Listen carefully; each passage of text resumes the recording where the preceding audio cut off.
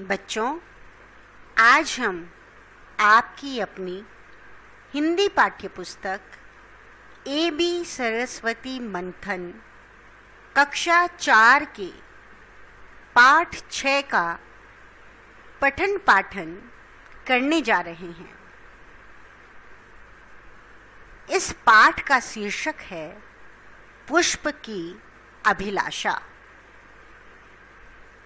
बच्चों, इस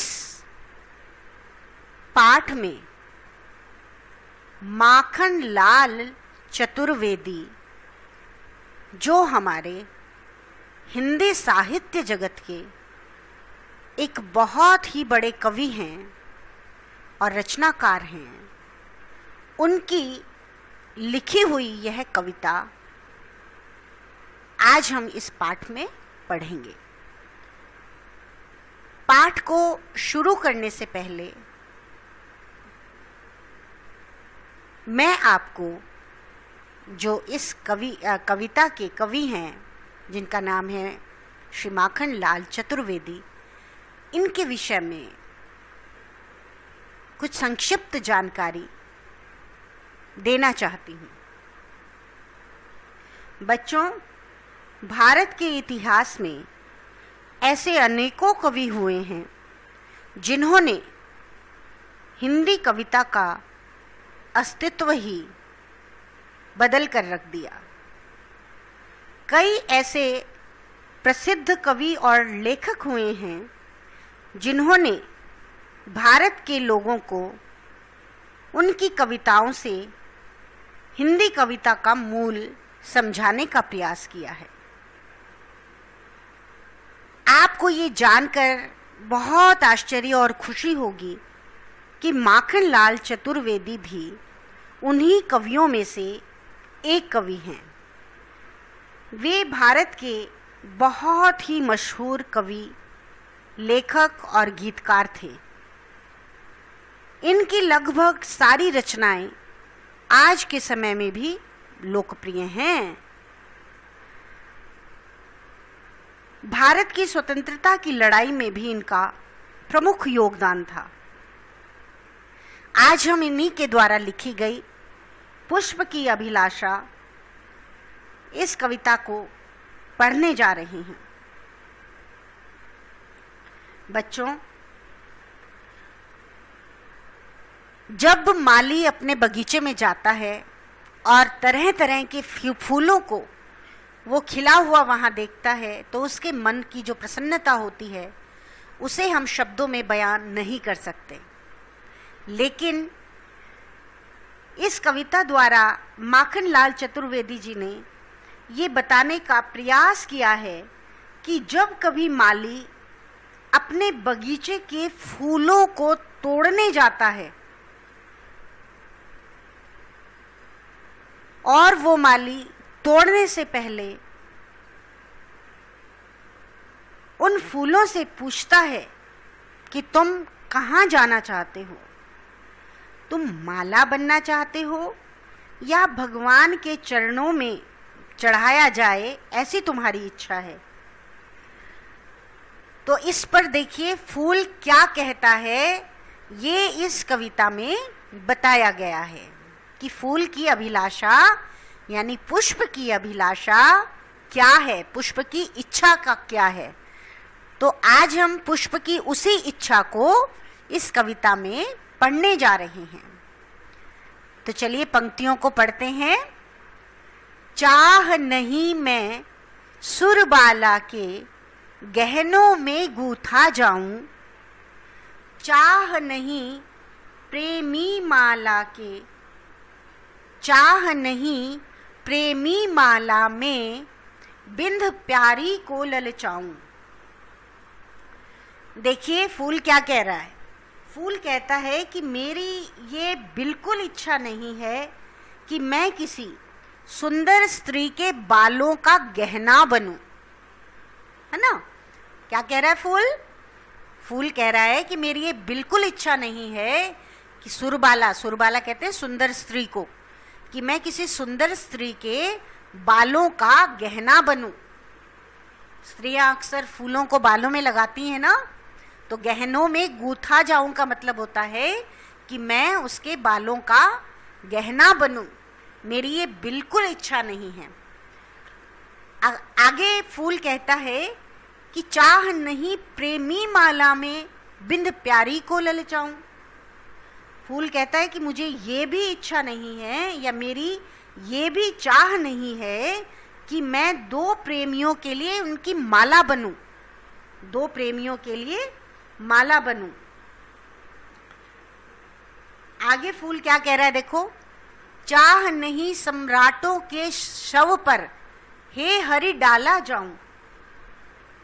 कवि कहता है कि मेरी ये भी इच्छा नहीं है कि मैं किसी राजा के शव पे चढ़ूं, या मुझे किसी राजा के शव पे चढ़ाया जाए। चाह नहीं मैं देवों के सर पर चढ़ूं, भाग्य पर इठलाऊं। आगे पुष्प कहता है कि मुझे ये भी मेरी अभिलाषा नहीं है, यह भी मेरी इच्छा नहीं है कि मुझे भगवान पर चढ़ाया जाए, और उस स्थिति में मैं अपने आप को भाग्यशाली मानूं। मैं बिल्कुल ये नहीं चाहता। तो फिर माली कहता है कि भाई तुम ये सब नहीं चाहते तो तुम चाहते क्या हो?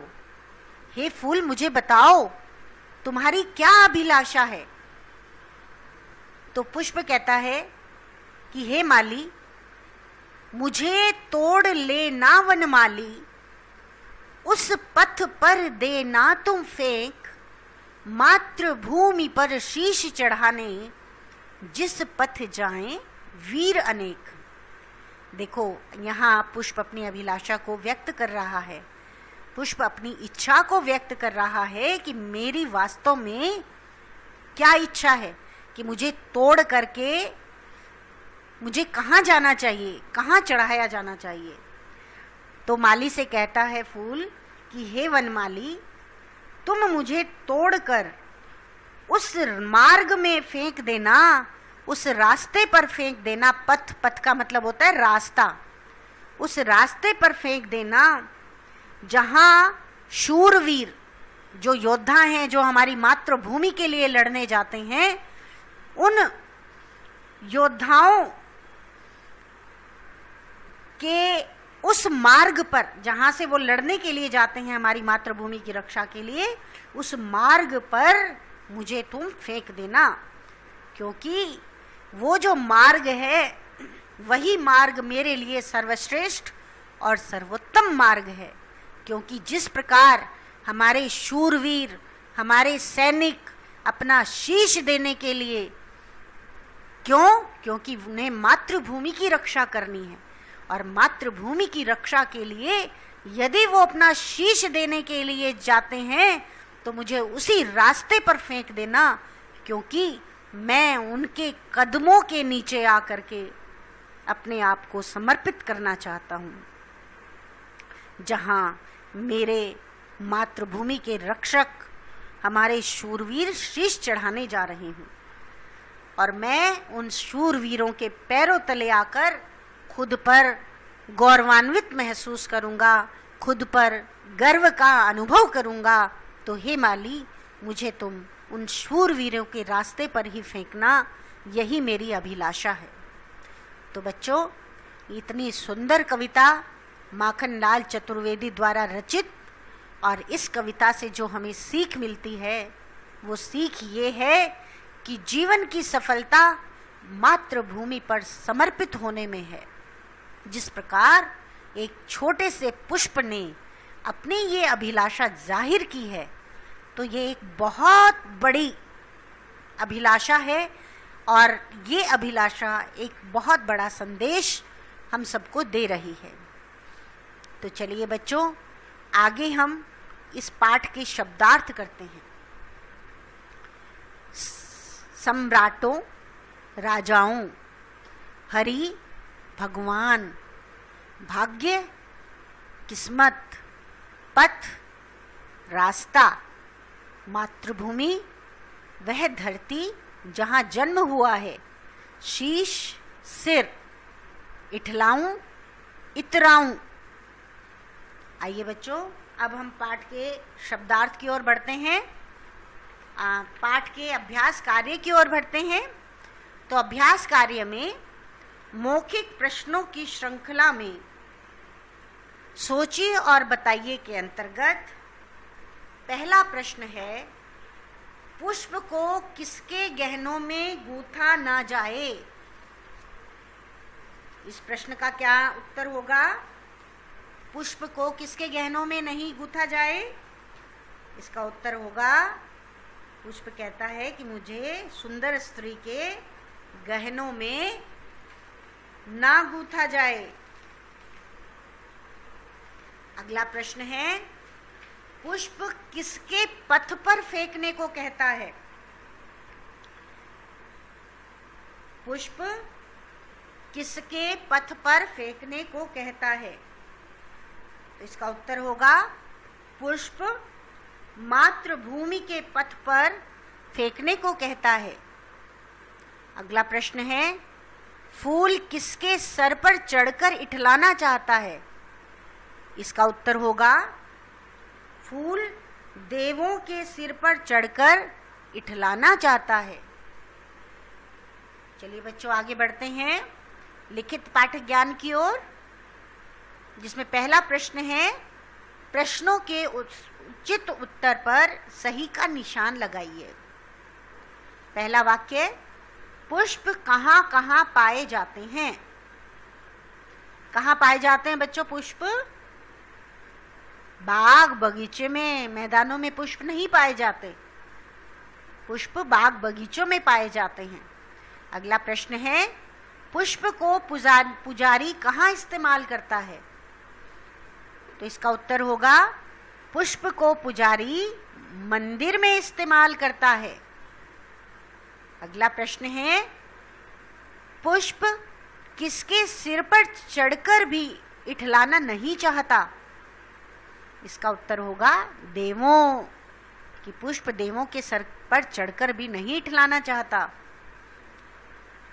चलिए अगला प्रश्न करते हैं, रिक्त स्थानों की पूर्ति कविता पढ़कर कीजिए। चाह नहीं मैं सुरबाला के गहनों में गूंथा जाऊं, चाह नहीं प्रेमी माला में बिंद प्यारी को ललचाऊं। तो बच्चों, इस प्रकार से हमने बहुत ही सुंदर कविता का पठन पाठन किया, वाचन अनुवाचन किया, और साथ ही हमने पाठ के शब्दार्थ और अभ्यास कार्य के कुछ प्रश्नों को हल किया। शेष प्रश्नों को आप स्वयं हल करने का प्रयास करेंगे। धन्यवाद।